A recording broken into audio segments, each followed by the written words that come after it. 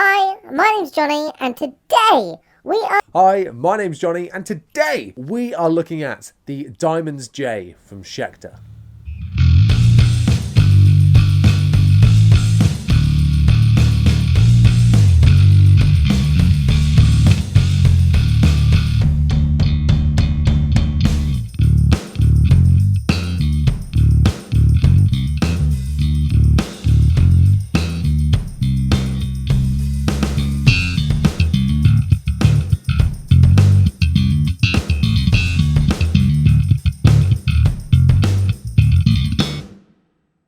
So before we jump into the video, I just want to say a huge thank you to everyone who has hit the like button and has subscribed over the past 6 or so months that I've been running this channel. At time of recording, we've just hit over 1,000 subscribers and we're continuing to see growth, and I couldn't be happier with the engagement from you guys.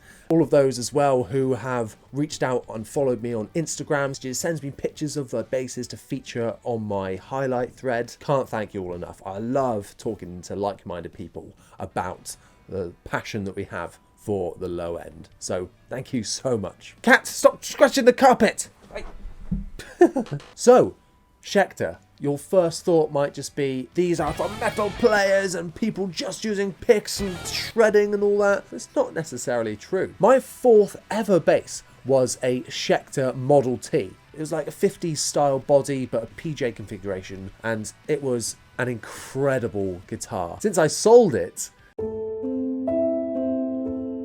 since owning that bass as well, I've never come across another bass that has come so well set up out of the box. So I was really excited when I saw this bass come up for sale, because it's of the similar era of that Model T bass that I own. So this bass, I believe, was about around 2014. They've since replaced it with like the J4, but this particular model with these pickups isn't around on the market today. Click the link in the description to take a look at all of the specs in Schecter's vault, because they might differ slightly to the more modern ones, which you can also check out on their website. So this is just a jazz bass, right? It's just a jazz bass. It sounds like a jazz bass. What can you expect? So these basses in particular are made in South Korea, and apart from that, Model T I assume was made in the same country. I can't remember now. I've not played many basses from out of these factories, but if this is anything like the Schecter that I once had, then the quality is going to be there, and it is. Let's start from the headstock. The machine heads are all Grover tuners, excellent quality, often chosen for any kind of mod projects, things like that. Grovers are a well-renowned brand, so to have these stock on a model like this is fantastic. The neck is, they call it a thin C, and it is exactly that. Compared to things like the Squire Paranormal that I owned, it is definitely thinner up here at the nut. It's super comfortable to play. It's got a synthetic, oh no, it's not synthetic. What is it? It's something else, because I can't bloody remember. It's got a graphite tech nut in an ivory colour, which just looks really traditional and does its bit, and it sounds really, really good. We've got 21 frets, and the neck it's got a lacquer on it, but it's not sticky. I'd say the Squire Classic Vibe range has a bit of a stickier lacquer on the back, whereas this one, I don't have the desire to like sand this one down or anything like that. One difference I've noticed is on the kind of more modern Schecters, you get a 6-bolt on the bolt-on ones, whereas this one has just got, let's try and not hit all the lights, 4-plate on there, which is standard in terms of jazz basses. Then we move on to the body itself. Now this one's just in a black finish. I don't know what other finishes it came in at the time, but it's got the taut pick guard as well. And what I really like about what Schecter's done is just a little twist. There's no control plate, so the pick guard is the control plate, you can see. So the bridge as well, I would say it's a bit of a hybrid. They just call it a standard vintage bridge, but I would say it's a cross between a kind of normal vintage style one and a high mass bridge. It's pretty chunky. Then moving on to the pickups, we've got 2 Schecter designed monster tone pickups, they call them, I believe. And these are not the same as you'd expect in a normal jazz bass, because we've got, you can see the magnets in there are, they've got the single pole pieces.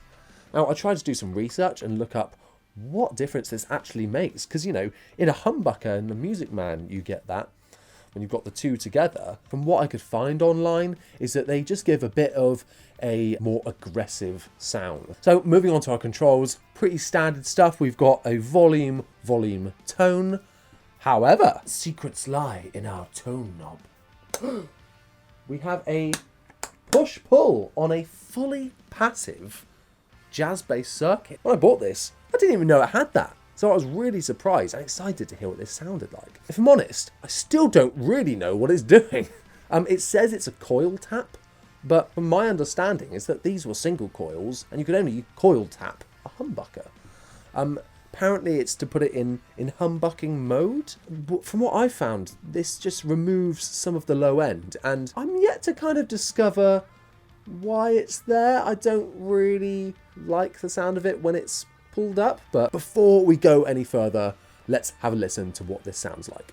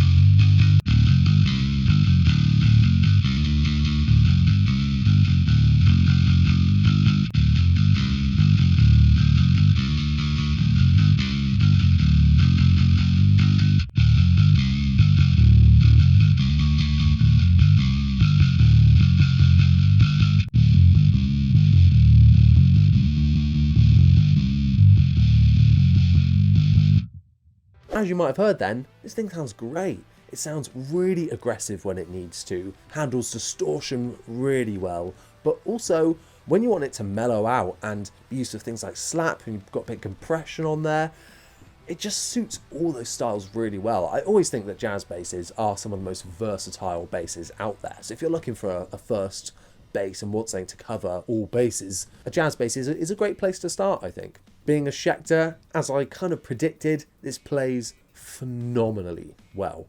How on earth it doesn't have so much fret buzz on the strings is beyond me. The setup is incredible, and obviously this one I've bought second hand, so I can't speak for how this one in particular came out of the box, but if it's anything to go by in terms of Schecter, then I can only assume that it came out of the box like this, and it is just a joy to play. And seriously, it's just like butter. Like, it's so nice to play.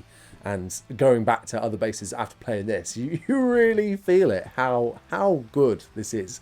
The grass really is greener, or black and red.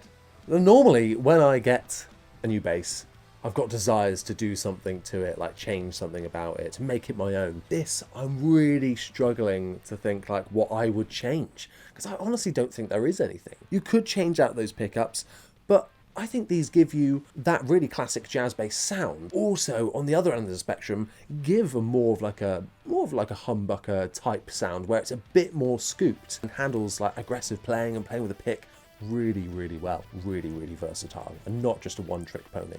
So I actually don't have anything bad to say about this bass. I would love to keep this thing around. Whether I do or not, I'm not yet sure. It depends on my money, my financial situation. I would love to though, because I don't currently have a jazz bass in my collection, and this is the favourite that I've picked up so far.